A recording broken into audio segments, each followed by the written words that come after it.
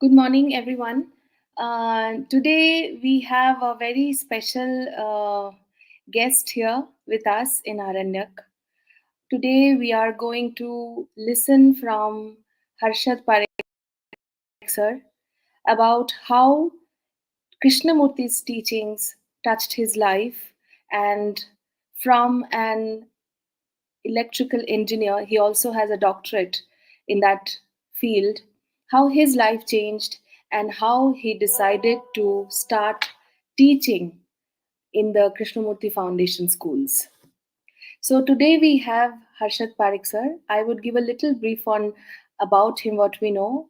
He has been teaching all around the Krishnamurti Foundation schools since last 28 years. Before that, he was working in America, and also he was studying electrical engineering in America. And we are going to hear from him how he got in touch with Krishnaji's teachings, and he met Krishnaji after that by writing to him. And after that, he continued to teach in all the Krishnamurti schools. I welcome Harshad Parekh sir to join us. Able to hear my voice?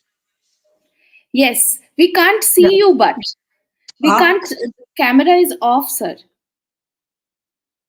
camera. Acha. Okay.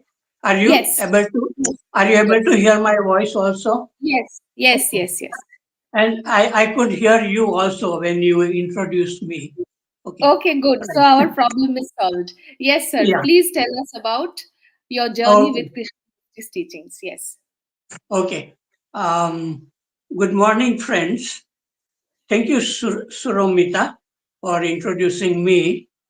And I would like to tell you a little bit about how I came into contact with Krishnamurti's teachings and later with Krishnamurti, and then I worked in Krishnamurti schools.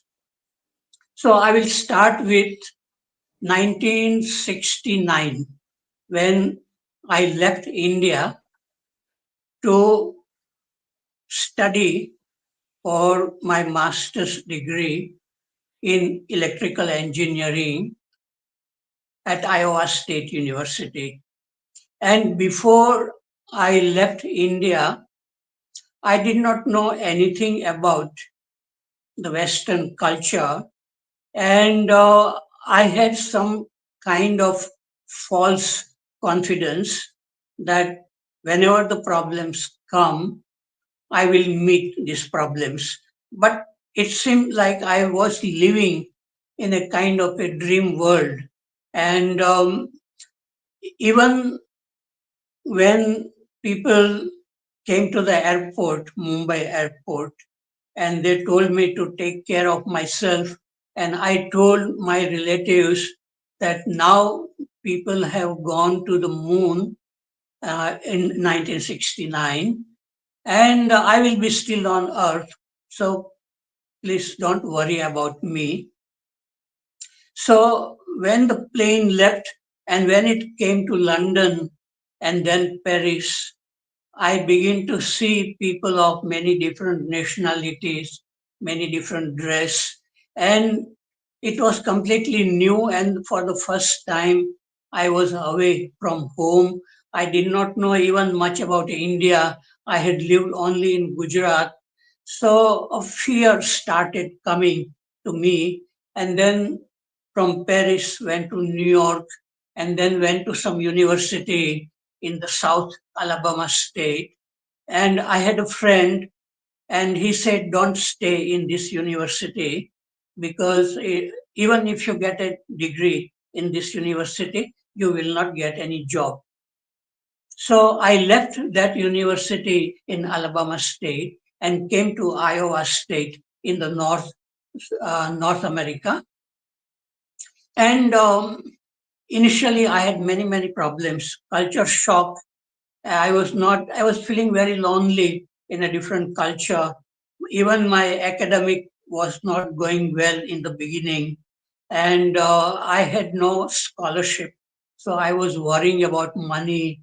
And then I did not like the food and the climate it became very cold in October, November. And so I went through many problems in the beginning, first 3 months. And even at one time, I had thought of coming back to India without studying anything. But somehow I stayed there. And after that, uh, one by one, my problems were solved. And I had got scholarship from our department, electrical engineering department. And then I completed my master's degree in 1971, and then I started PhD in 1972. And I think it was in 1972 that I was passing by our university bookshop, and I saw one book of Krishnamurti through the window. Uh, the book of Krishnamurti, The Flight of the Eagle, it was on display. And I liked the title of the book. I did not know who was Krishnamurti and what he was saying, but I had heard his name, that there was one philosopher like Krishnamurti. So I was curious, and so I bought that book, The Flight of the Eagle, in 1972. And when I started reading the book, I found that what Krishnamurti was saying, I could see it like he was saying that humanity is suffering from many problems for thousands of years. And whether you are American or Indian or Chinese, every human being goes through psychological problems like fear, anger, jealousy, loneliness. So when I read that, then I felt that I am not the only one who is suffering from this problem. Krishnaji said that the whole humanity is suffering from these problems. So then I began to look around me, and then I found that Americans in their own country, they were lonely. There were no relationship in the family. They had very bad habits, drinking, smoking, and all that, watching violent films. So when I realized that I am not an Indian, I am a human being, and like other human beings, I also go through these problems. And then Krishnamurti was showing from where do these problems arise, like all psychological problems like fear, anger, jealousy. And Krishnaji said that all these problems, they come from thinking. And uh, Krishnaji said that from thinking comes this feeling of I or me, and what Krishnamurti called thinker. And then there is a duality between thinker and thought, because this thinker says, I don't like it, I like it, I'm angry, I don't want to be angry, and so on. That duality starts between what is and what should be, or between thinker and thought. So, in Krishnamurti's words, thought creates the thinker, and then the thinker tries to change thought.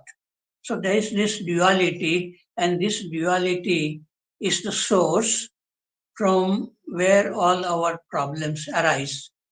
So when I read that, I found it very strange, and I had not come across such a thing, that the thought creates the thinker, because our normal conditioning is that I am thinking, and everybody feels that way, I am thinking. But Krishnamurti said that thinker comes from thought. So if you want to verify it, what Krishnamurti is saying, one has to watch the beginning of a thought. And to watch the beginning of a thought, one has to be really silent, very, very curious, very, very attentive to pick up the beginning of a thought. So it means it requires some kind of freedom at the beginning to see the beginning of a thought. And with all my curiosity, attention, energy, when I wanted to watch the beginning of a thought, my mind stopped. And at that time, it was something, first time I felt something very strange state in which there is awareness, but there is no thinking. One can listen, the senses are active, one can listen to the sounds, one can listen, one can see things, everything very, very clearly. And so, in that silent awareness, I felt that yes, our problems are arising from thinking only, because if the mind is silent, everything is so very fresh, very new, very clear. So once I verified what Krishnamurti said, that our problems are coming from thinking, then this became very interesting. Every time I had free time, I would sit in my office in the electrical engineering department and just sit quietly and give all my attention to the thoughts arising. And every time it would stop, my mind will stop. And so this became very interesting. And after some time, some changes begin to happen in my body, my brain, in my eyes, in my way of looking at objects like trees. It was a very beautiful campus. We had a beautiful lake and the swan going very gently on the lake, and the maple trees with the colors, leaves, dresses of people. Everything became very, very fresh, very new in that state of looking without the observer. And so Krishnamurti also asked this question even to children, that can you look at the tree without the knowledge which you have acquired about the tree, or the knowledge which you have acquired and it is interfering with your observation. So I begin to feel that there was a new world opened up, and it helped me in my studies. I was doing research in electrical engineering for PhD degree, and then I found out that Krishnamurti was alive, because I did not know whether Krishnamurti was alive or dead. So I found out that Krishnamurti was alive and he was coming to California to give public talks. But I was a student. I did not have the money to go to California. I also did not have a desire to go to California. But I kept on reading his books for 4 years. And during those 4 years, from 1973 to 1977, I read most of his books. I wrote many letters to Krishnamurti describing what was happening within my body, my brain, my way of looking at everything. And I always wrote to Krishnamurti that I am not asking you any questions. I am just expressing what I feel because there was nobody on campus of Iowa State University who was interested. I had no friend with whom I could discuss Krishnamurti. So Krishnamurti became like my friend, and wrote many letters to Krishnamurti. But I always wrote to him that you don't need to answer my questions. I'm just expressing everything. And so in 1974, 75, I completed my PhD degree, and then I went to Canada to do the job as a postdoctoral research at University of Waterloo in Canada. And I went there 1975, 76. In 1977, I felt that I had now some time. I had also some money to go to California to listen to Krishnamurti. So in 1977, 4 years after I read his books, I went to California, Ohio, to listen to Krishnamurti.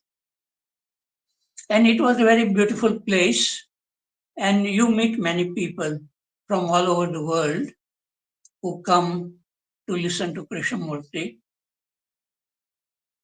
And what Krishnamurti was saying was nothing new to me because I had read, I had investigated everything what he was saying about how we look, how we listen, like that.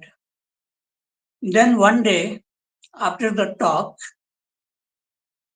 in Ohio, we were standing in a queue to get our lunch. And I had a friend who knew that Krishnamurti had a great impact on my life. So he said, look, Krishnamurti is standing alone under a tree. Why don't you go and say hello to him? But I was very shy, and I told my friend that I have nothing to talk with him. He has said everything in his books. But my friend insisted that I should go and say hello to Krishnamurti. So, as if he pushed me to go to Krishnamurti. And when I came close to Krishnamurti, few feet away, he looked at me with his eyes fully open, but he had no mind, as if he was just looking without thinking. And my mind also stopped. And I also looked at him in the same way, without any thinking, without fear, without any image that here is a great man like that. And then I extended my hand, and he took my hand, and without saying anything, I went back, and I felt wonderful to touch Krishnamurti non-verbally, look at him, and I went back. And uh, that was in 1977, my first meeting, non-verbal meeting with Krishnamurti. And then I went back to Canada to continue my work, research work. And then in 1978, again I went to California to listen to Krishnamurti. I listened to him, but then there was nothing great. Um, and I went back to Canada.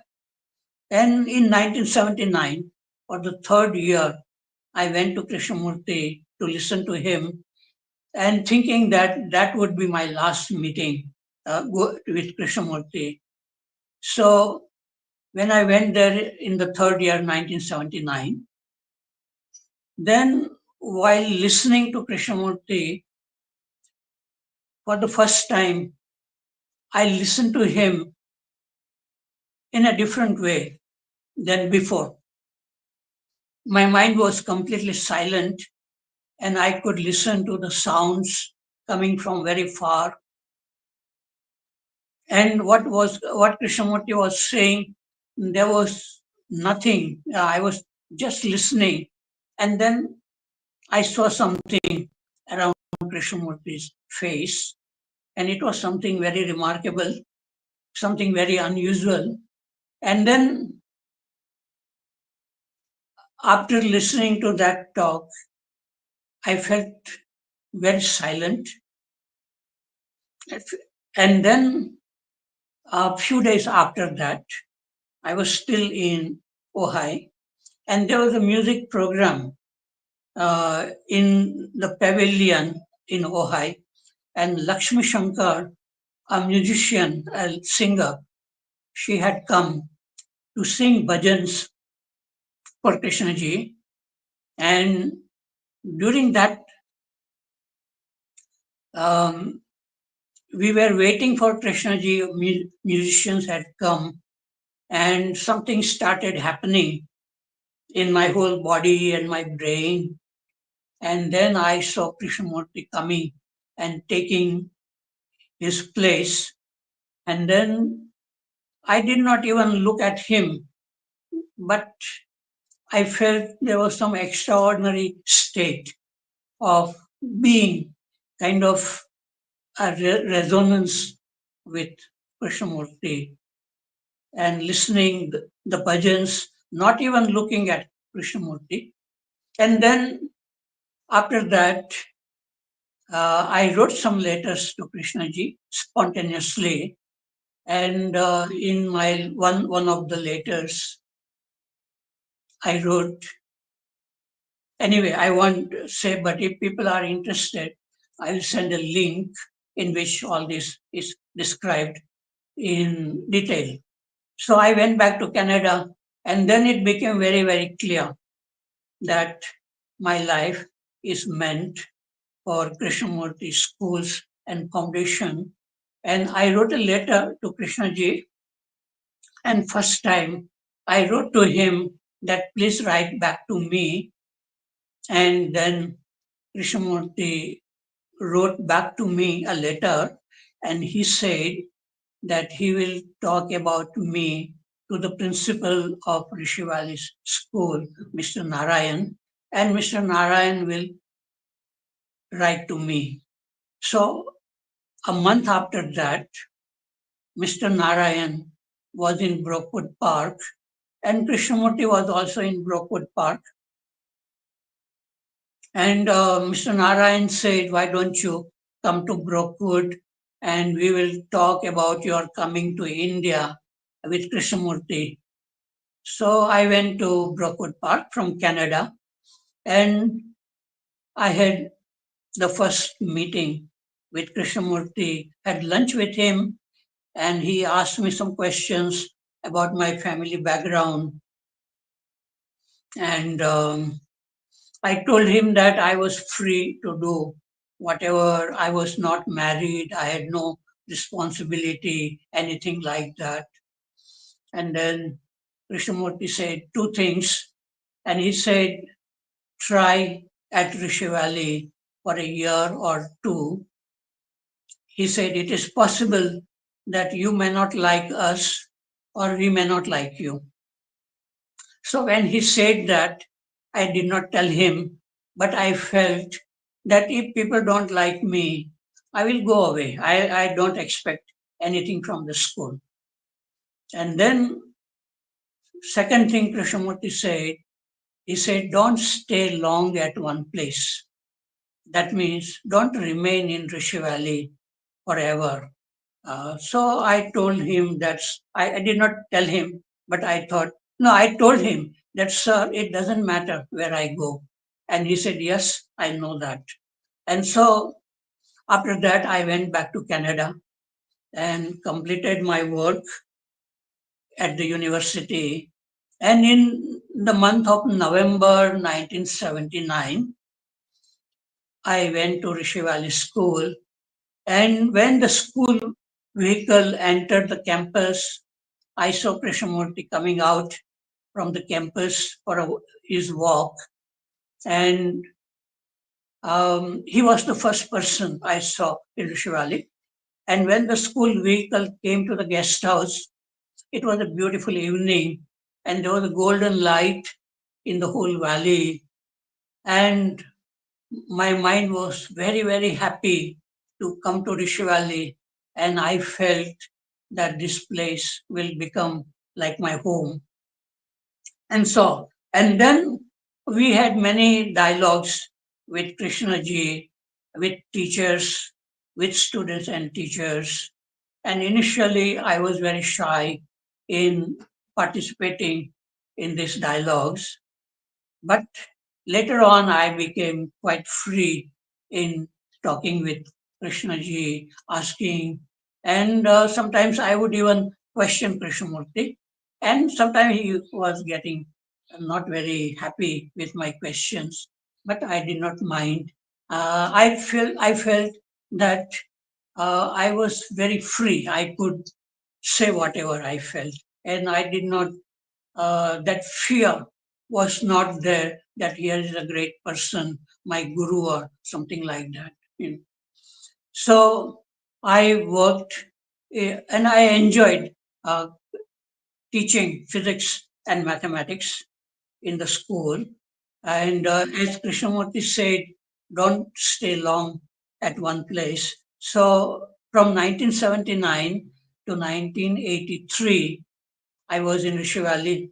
Then I went to Rajghat School and I taught there for 1 year physics and mathematics in Rajghat, and then went back to Rishi Valley because Rajghat climate was very extreme and it was not good for my health. So I went back to Rishi Valley. And then in 1989, mm, I went to Brookwood Park and I taught there for 6 months. Then went back to Rishi Valley. And then in 1998, I went to Sayadri School, a new school which had started in 1995. And I was in Sayadri School for 6 years up to 2004. And then I went to Valley School in Bangalore and I was there for 3 years. So I retired from teaching physics and mathematics in 2007 after 28 years. And then I came back to my hometown. And then since 2007, I started visiting all these places like Rishi Valley, Valley School, Chennai, Rajghat, Sayadri School, and once in a while to Brookwood and Ojai, study center guest. And I did that, and in Canada also, study center. So I traveled a lot. I had many friends all over the world, and I visited. My whole life has gone into this Krishnamurti teachings, looking inward, and there's nothing to understand, I feel, in this Krishnamurti. People are trying hard to understand Krishnamurti, but there is nothing to understand, only to see what is happening inside you moment by moment. And that tells you everything about you want to know. In a direct way, you are reading the book of your own life, and that is the authenticity. You can, even if you feel that what Krishnamurti says is not true, you can question that. And also, Krishnamurti says that he is not authority. There is no authority in this field. You have to be a light to yourself. That means you have to know yourself uh, as you are, not as you want to be. That means that if anger arises in you, you can see the anger arising as, as it is arising. And so there is no analysis involved, not saying that I want to be free from anger, but seeing the anger as it is arising. Same way it is fear or desire or loneliness or any psychological problem.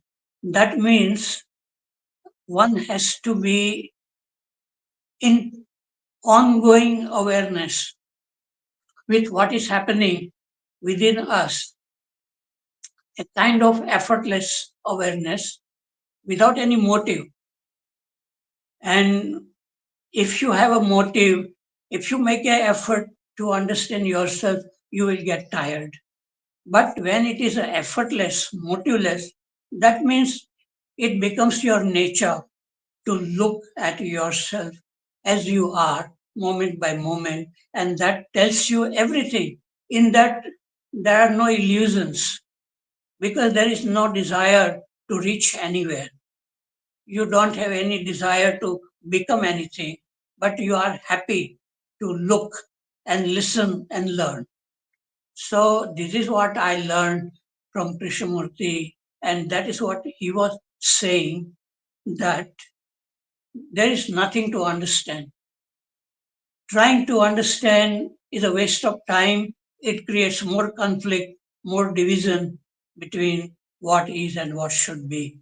So one has to forget everything, even what Krishnamurti has said, and look fresh at one's own self directly, moment by moment.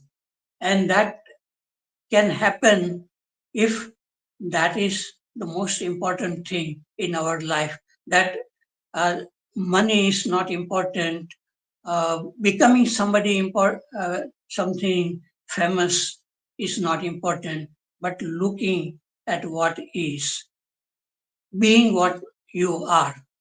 So this is what I learned from Krishnamurti, and now one can listen not only to Krishnamurti, but we can listen to any a servant or a friend or a bird or a music. So this is the art of listening without interfering with. So have I said enough, Suramita? Sir, very, very glad to have heard you sharing your understanding. Sir, some questions I would like to ask from what we heard from you. Lot of Yeah. people mistake uh, watching the mind as Mhm. thinking about watching the mind, because yeah. Yeah. So can you please open this up a little clearly for us, that Yeah. what, where Okay. do we go wrong? Okay. There is something within us.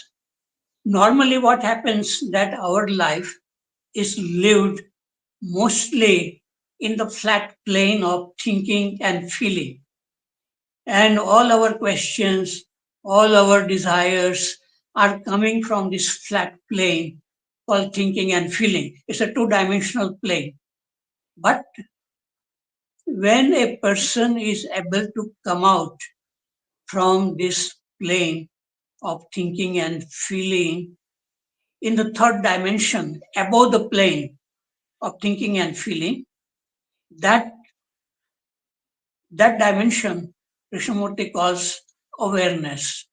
So then that awareness can see all the thoughts and feelings arising without analyzing. It can see what is. So our problem is not thinking and feeling. We all think, we all have feelings. That is not our problem. Our problem is that we have not that dimension called intelligence or choiceless awareness is not awakened. When it is awakened, we can see everything clearly. And then there is no need to understand anything, only to see. You know. So that awareness, what Krishnaji says, in the light of awareness, all problems created by thinking are dissolved. So I feel that it is true that we have to come out from this thinking and feeling and look without thinking, further thinking, whatever is happening, without the sense of observer or thinker, you know. So that's why the observer and the observed are one it is in that state. It is true. When there is no sense of me, only watching, awareness watching, in that sense, uh, the thinker and thought, observer and observed, they are one psychologically. Physically, we are separate. You have your body, I have my body, but psychologically, there is no this person called me in looking, listening. And so there is no division. Then there is no sense of you and the world. So, so you are the world in that sense,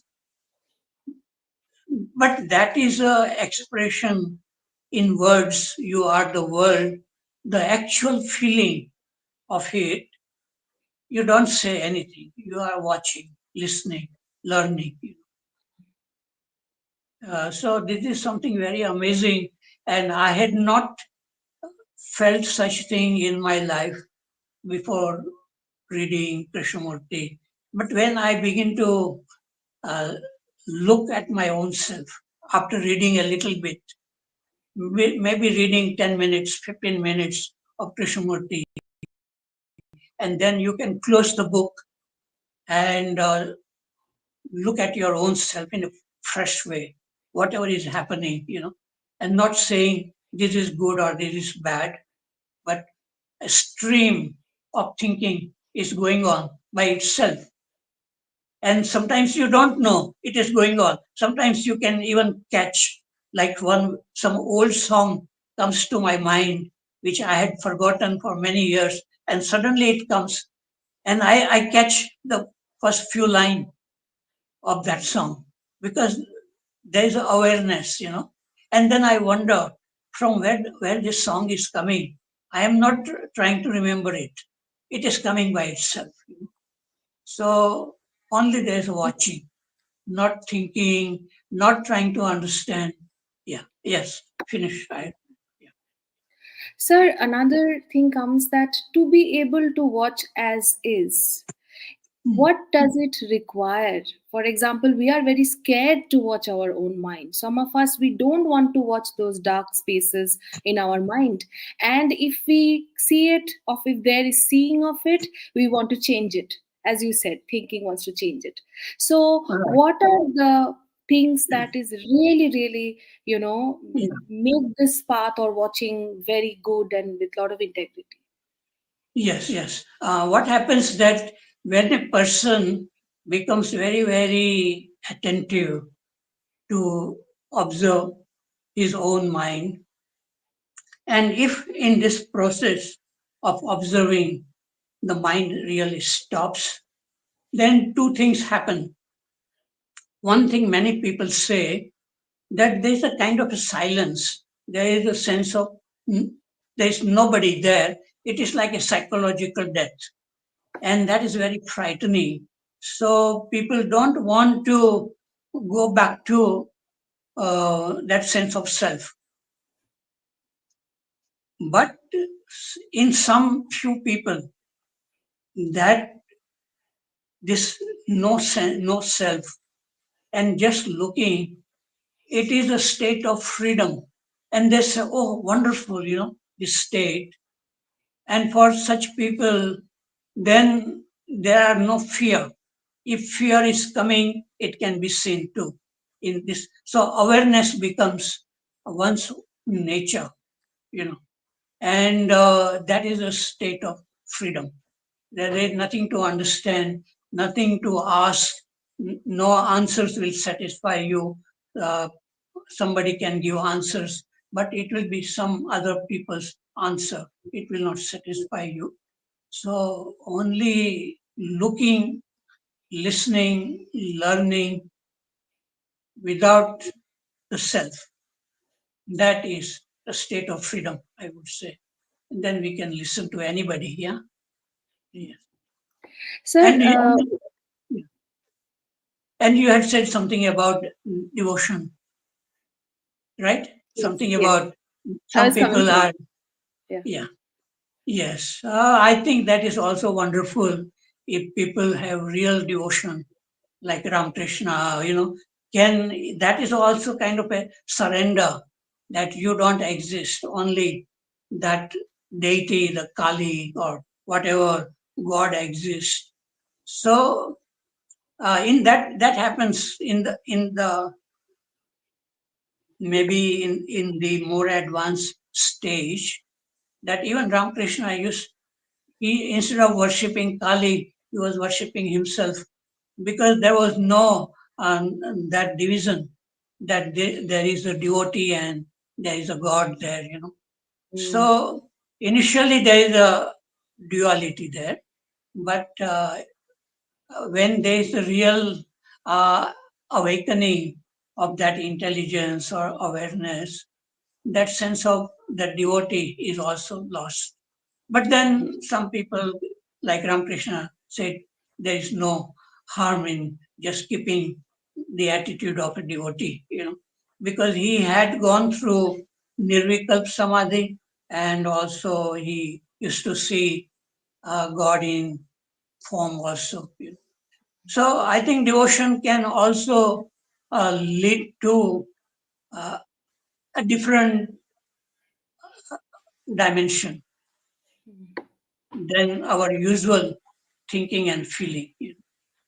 Yeah, Sir, do you think, because I want to tell everyone else also that I had asked this question to Harshad sir earlier, that where does the path of inquiry and path of bhakti meet? So, in this context only, sir, do you think that this path of bhakti that people follow, there's a following there, huh? And what Mhm. Krishna ji is saying is basically not following without rationally understanding the working of the mind, and then in that seeing whatever takes place by itself. So do Yeah, you think that people who are in the path of bhakti only would, I mean, how do you think it's that different from what Krishna ji is saying, or how does this rational seeing can really help in our life instead of yeah, blindly following something? yeah, yeah. Even in the teachings of Buddha and Upanishads, there are dialogues between teacher and student, and they also tell you find out. So that not to follow blindly, because that means you are not understanding yourself. This understanding of oneself is Hmm. very important, as we are. And when that happens, then you don't need to follow any guru, not even Krishnamurti, or but the feeling of devotion may still exist in Yeah, you. Yeah, but not following anybody. Yeah. yeah, yeah. So I think when So the I think observer, yes, it's a kind of a balance. If you go only in a devotional way, then it may lead to many illusions also. mm, yeah, And if you go only on the intellectual way, you can become a very dry intellectual person. But you need a balance, both devotion and intellect, and to go beyond both, I think. mm, Yeah, I feel that is very there. true. Yeah. Sir, last question. We have kind of taken a lot of your time. So, after spending so many years with the teachings of Krishna ji, has there been any kind of difference in like when you started reading and understanding Krishna ji and today? Like your whole life looking at Krishnamurti's teachings and knowing about the person, being associated with his work so closely, what do you have to tell us who are in the path of inquiry generally? How does he different from a lot of other masters, and what uniqueness has touched your life of from his teachings?